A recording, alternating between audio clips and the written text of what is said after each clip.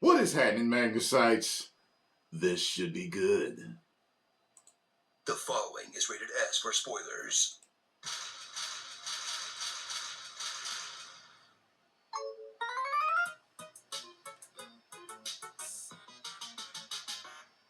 Inspired by the mind of George R.R. Martin and the studio that brought us the video game equivalent of waterboarding, comes a new type of Soulsborne experience that changes the series forever with one very important twist. You get a pretty pony. Yeah. Elden Ring. Stand in awe of the expanse that is Elden Ring, as From Software releases their most ambitious Souls game since they called it King's Field, taking the usual sadistic formula out of the traditional series of gated hallways into a vast open world filled to the very brim with every single thing that made you suffer in every previous title, which somehow took the series status from for hardcore gamers to universally beloved, except for people who want to complain about the menus or whatever, by finally executing From Software's plan of making everyone get good whether they want to or not, in a title that proves Souls games aren't just for masochists that would voluntarily throw themselves in front of a balls-kicking machine. Or maybe just proves that somewhere deep inside, we are all balls-kicking machine guy. Now that it's mainstream, I'm pretty sure making fun of these games is considered kink-shaming.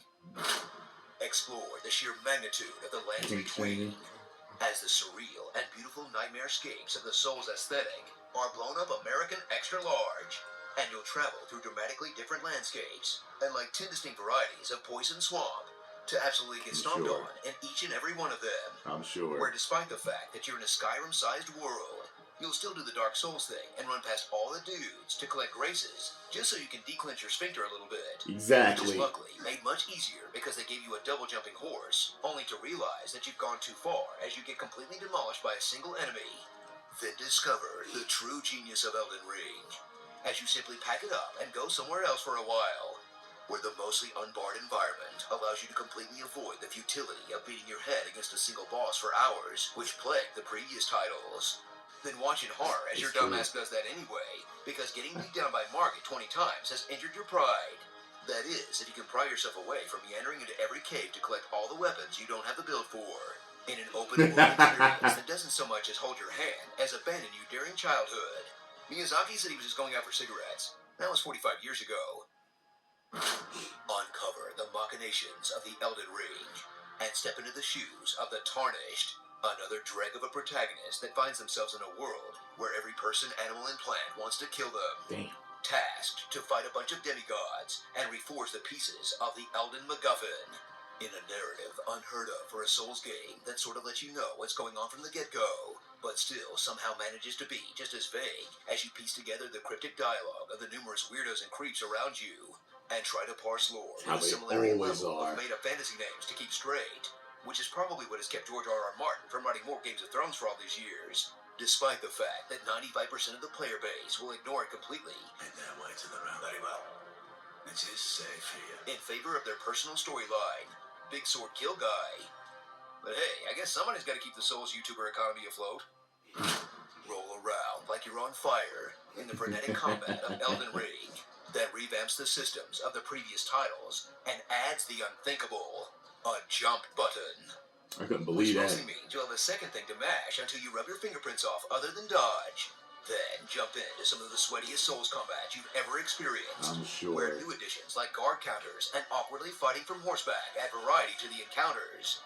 Unless you're a magic user, where you'll cheese out everything from a safe distance just like normal, to constantly get instantly bodied so hard you die in real life.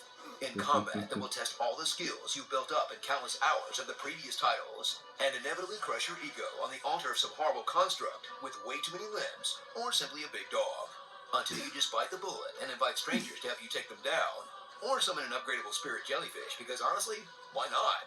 In some of the most ridiculous fights you've ever seen in a Souls game, none of which will prepare you for the game's true battles. The one against the game's bad optimization, and every dickhead who keeps trying to get you to jump off a cliff. You know, nothing quite gets me in the headspace to appreciate this game's painstakingly crafted setting more than reading 40 messages that say Fort Common Night.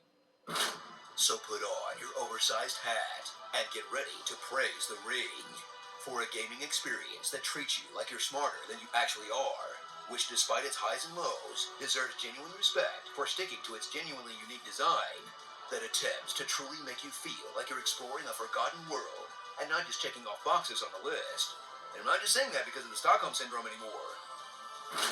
Starring, dying, crying, misjudging the jump and dying from fall damage, rolling to your death, missing every swing on your horse, endless cheese, getting invaded at the worst time, griefing in PvP as revenge, insisting you double wield the big weapons despite fat rolling, hitting every wall in case they're an illusion, respecting over and over, destroying all furniture around you, patches, looking like a child who dressed themselves for peak stats, debating on killing an NPC for their swag, laughing at Rudon's ridiculous horse, crying around Rudon's ridiculous horse, getting hugs after trying your best, and being maidenless, in-game and in real life. Elden finger ring, butthole. Butthole. The real threat of this game isn't the massive dragons or powerful demigods, it's the crabs and lobsters. Seriously, I haven't been this threatened by seafood since I got food poisoning at Red Lobster. Tell us what you'd like to hear in my epic form. Everything he could have said that about every damn Souls game except for what?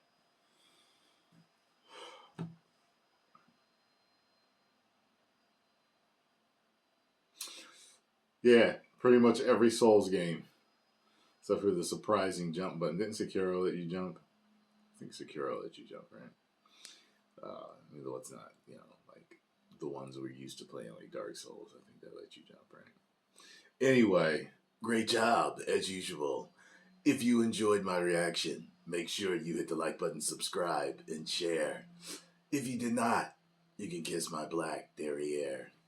10 million subscribers. Woo.